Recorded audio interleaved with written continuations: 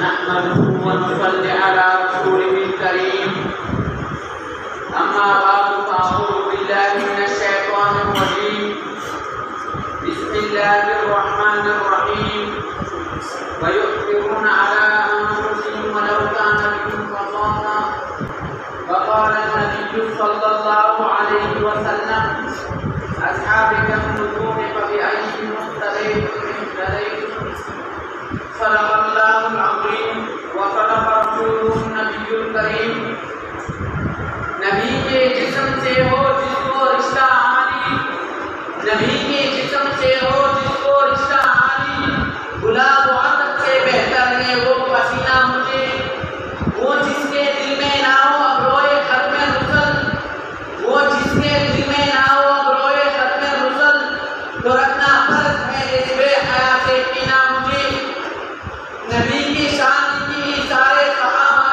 کو نبی کی شان کی سارے صحابہ کو کہ اس انگوٹھے پہ رکھنا ہے ایک نگینہ مجھے محترم کرام اور میرے وطن محمود کے جیاروں السلام علیکم ورحمۃ اللہ وبرکاتہ۔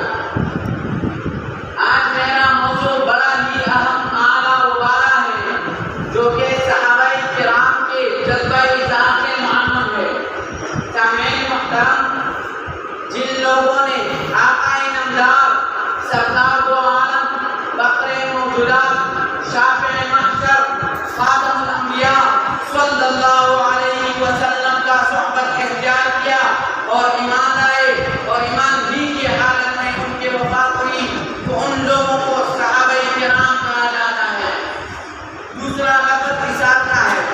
اثار عربی زبان کا مصدر ہے۔ اثار مومن کا خصوصی وصف ہے۔ اثار اسلام کا شعار ہے۔ اثار مومن کا پہچان ہے۔ اثار پوری انسانیت کا جوڑ ہے۔ حضور صلی اللہ علیہ وآلہ وسلم کے اخلاق حسنہ میں اثار کا وصف نمایاں حیثیت رکھتا ہے۔ اس کا اثر ہر موقع پر نظر آتا تھا۔ حضور صلی اللہ علیہ وسلم کا حیات طیبہ اثار اور ہمدردی سے عبارت ہے۔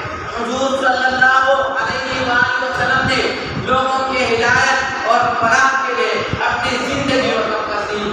آپ صلی اللہ علیہ وآلہ وسلم صحابہ اثار تھے تو آپ صلی اللہ علیہ وآلہ وسلم کے صحبت تو آپ صلی اللہ علیہ وآلہ وسلم کے تربیت یافتہ اور آپ صلی اللہ علیہ وآلہ وسلم کے صحبت سے بےجام ہونے والا صحابہ کرام اس عظیم صحبت سے کیسے پیچھے رہ سکتے تھے؟ چنانچہ انہوں نے اثار کا ایسا عمل مثال قائم کر دیا کہ ترین میں ان کا نظیر ملنا محال ہے۔ اثار کا سب سے بہترین مثال انصار مدینہ کی ہے۔ سامعین محترم، حضور صلی اللہ علیہ وآلہ وسلم کا تعلیمات کا ان پر اتنا اثر ہوا کہ انصار اور مہاجرین میں موافقت قائم ہوئی۔ وہ ایک دوسرے کے بھائی بھائی بن گئے۔ انصار نے مہاجرین کو زبانی بھائی بھائی کہنے کے بجائے ان کے ساتھ عملی طور پر یعنی ہر چیز زمین مال تجارت اور ذرائع تجارت شامل ان میں بہت سی تقسیم کر دیا۔ اثار کا ایسا عملی مثال قائم کر دیا کہ وہ تو بھوکے پیاسے رہے لیکن غریبوں اور مہمانوں کو کھلایا۔ اثار کا ایسا عملی مثال قائم کر دیا کہ مرنے کے قریب اپنے آپ کو پیاسے رہے لیکن دوسروں کو ترجیح دی۔ سامعین محترم، غزوہ تبوک کے موقع پر جب آپ صلی اللہ علیہ وآلہ وسلم نے صحابہ کرام سے تعاون کی اپیل کی تو حضرت عمر فاروق رضی اللہ تعالی عنہ نے اپنے گھر کا نصف سامان آپ صلی اللہ علیہ وآلہ وسلم کے خدمت اقدس میں جمع کیا۔ ابو بکر صدیق رضی اللہ تعالی عنہ سے جب پوچھا کیا کہ گھر والوں کے لیے کچھ چھوڑائے ہو تو عرض کیا کہ ان کے لیے اللہ تعالیٰ اور اس کے رسول کافی ہے۔ یہی ابو بکر ہے کہ گھر میں کوئی تکلیف چھوڑی اپنے کپڑوں کو بیچ کر رقم حضور صلی اللہ علیہ وآلہ وسلم کے خدمت میں جمع کیا۔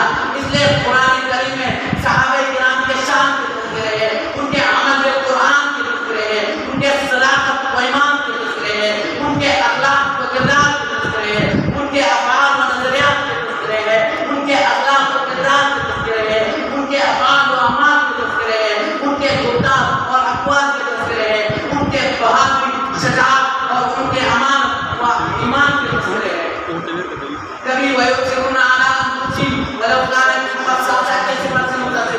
کبھی اولئک هم المؤمنون کہا، کہے اولئک هم المؤمنون حقا سے متصل کیا، کہے اولئک هم الصادقون سے نکالا، کہے اولئک هم الراشدون کے وسط سے یاد کیا، کہے رضی اللہ تعالیٰ عنہ ورضوا عنہ کا مزہ بنایا. آیا ایسا کیوں نہ ہو کہ وہی صحابہ کرام کے جو زبان کے پکے، قول کے سچے، حیا کی بہتر اور ہمدردی کے عملی تصویر تھے، جنہوں نے اپنے نبی کے آبرو کے خاطر اور اسلام کے عظمت کے خاطر اللہ تعالیٰ کے پوری دین